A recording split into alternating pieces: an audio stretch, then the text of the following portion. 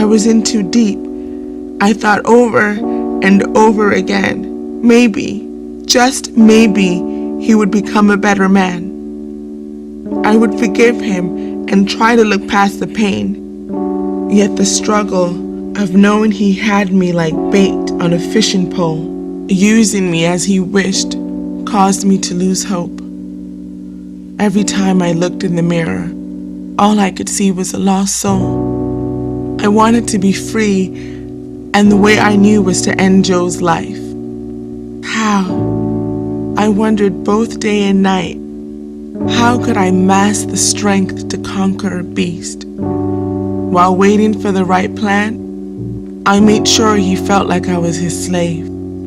I laughed, even when deep inside I wanted to cry. He thought he had won. I waited patiently.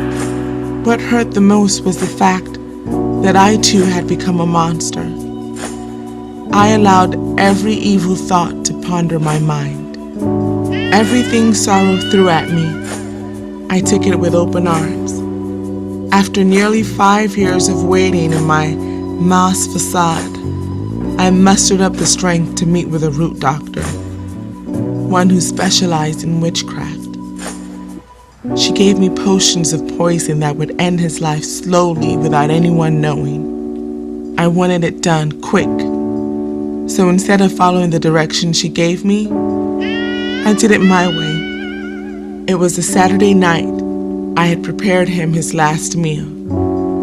As he sat at the dinner table, I watched him fade in and out as he stuffed his mouth full of poison. His body began to tremble.